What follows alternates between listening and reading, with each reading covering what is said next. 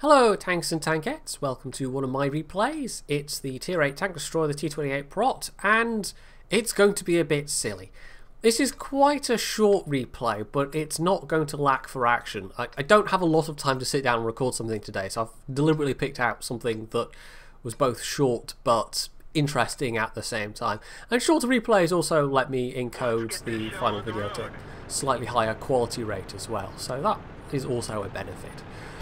But the Prot is, for me, just a stepping stone to the T30, and I'm actually not that far off now. I've talked about this previously, it's not the first Prot game of my own that I've put up on this channel, but it really is just, like, I'm not playing this for itself, I'm playing this to get to the T30, and I'm quite close now. I've got maybe 30,000 XP as of recording to get to the T30, and that isn't so far at all. That's not that many more daily doubles. Provided they're decent daily doubles, of course.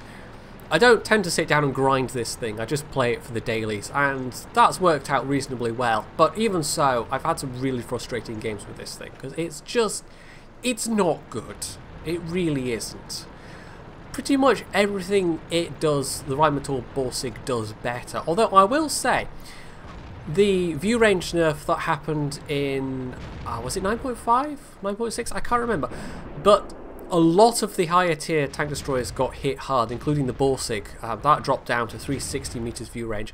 This actually didn't get touched at all, so it got relatively better. Even though the actual view range didn't get buffed, it now has one of the best view ranges of a tier 8 tank destroyer at 380 meters.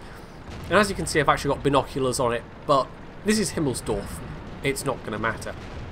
Now, given the matchmaking, I thought I'd try my chances on this street here. Just a slight moment too much hesitation there. But it's looking like there's a lot of stuff there. However, I'm kind of stuck now. I can't easily run away because this is a Prot and it's hideously slow. And that's a lot of enemy tanks. And I'm kind of alone right now, and you can see really how much my armor's worth, even with this good matchmaking.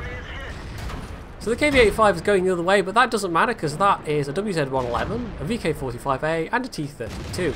Now the T-32 and the VK-A, actually, the fact that it's those I'm facing, well, I'm still getting penned, but they both have 200 mil of average pen with their guns. The WZ-111 has 175 average pen, so this is actually, like, of all the tier 8 heavies I could be facing, these are probably the ones I want to be facing, although he's firing HE at me at this point. Anyway, I've taken him down. This is, like, I was really panicking at this point. This was the game on the stream, and fortunately for me that T-32 decided to ignore me, but I was basically yelling for help and going, I'm gonna die, I'm gonna die, I'm gonna die, and you can see why. Normally, in a very slow machine, when you get rushed like that, that's it. You're screwed. And even though I have bounced some shots, another fire. Even though I've bounced some shots, even though I've been facing heavies that don't have that much pen, they've still managed to really hurt me.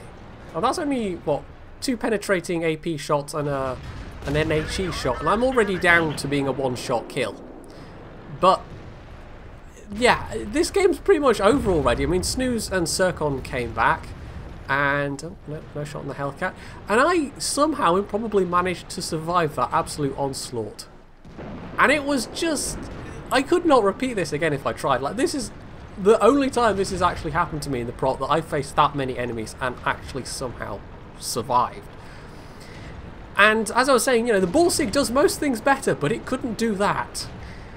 It really couldn't. So it's just like one of those times when the absolute perfect combination of circumstances conspired to provide for a very, very, very hair-raising, what was that, 2 minutes maybe? It wasn't more than that.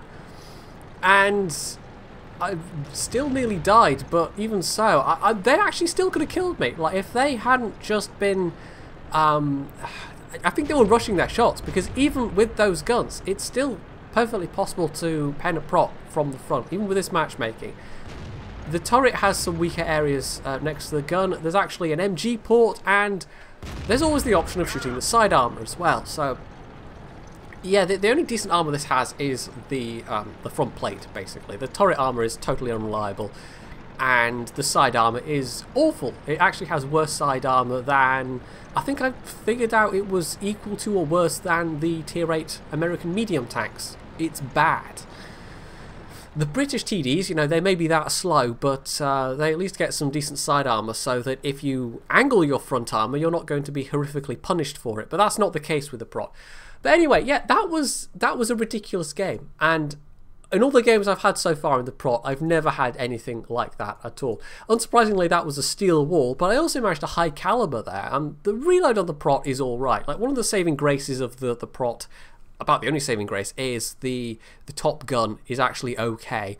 Although, having said it's okay, the accuracy is still pretty bad. Like, it's slow, and a lot of the time you're going to be left behind, and then you're relying on the accuracy of your gun. And 0.39 for a Tier 8 tank destroyer, that's not good. That's not good at all. Like, the stock gun on the Bullsig actually beats that quite comfortably. In fact, the stock gun and the Bullsigs are better in a lot of ways than the T28 Prot's top gun. But anyway, so I was top of that team. Did I deserve to be? It wasn't skill. It was just pure luck. It was enemies that ignored me. It was lucky bounces. It was enemies that weren't shooting for weak spots. It was an enemy team, you know, the rest of the enemy team was not very good, so teammates were able to come back and help me, including Snooze and Cirque on there. And even so, that was an adrenaline-inducing nearly 5 minutes. You know, that was interesting, to say the least. And although it was kind of fun after the fact, you know, while it was happening, I was still convinced I was going to die until, really until that T32 turned his back on me, and at that point I thought I might live. But even so, you know, performances like this, it just doesn't happen often enough in the Prot to really make me think any better of it. It's still not great, and I'm still looking forward far more to getting the T30. You know, I'm not going to have any regrets about selling the T28 Prot at all, but there we go. Short and full of action. I did promise you it would be. So hopefully tomorrow's video will be a bit longer. I considered doing a separate video, but I'm going to tack on the announcement to this one because, like I said, it's quite a short video, so I might as well. We're not going to run over. My Patreon thing, my Patreon page is now set up, so that's now a thing you can do, and I think this is pretty much the only announcement I'm going to make about it. I'm also in the process of, like, a couple of people said, why don't you also set up a PayPal donation link? So I'm in the process of sorting that out as well. So that will also be a thing. They'll all be in the description under every video, and I think that's about all I've got to say about it. If you want to check it out, you can do. But otherwise, you can do the usual things. You can leave any comments below, you can hit the like button, you can subscribe to my channel, and as always, stay tuned for more.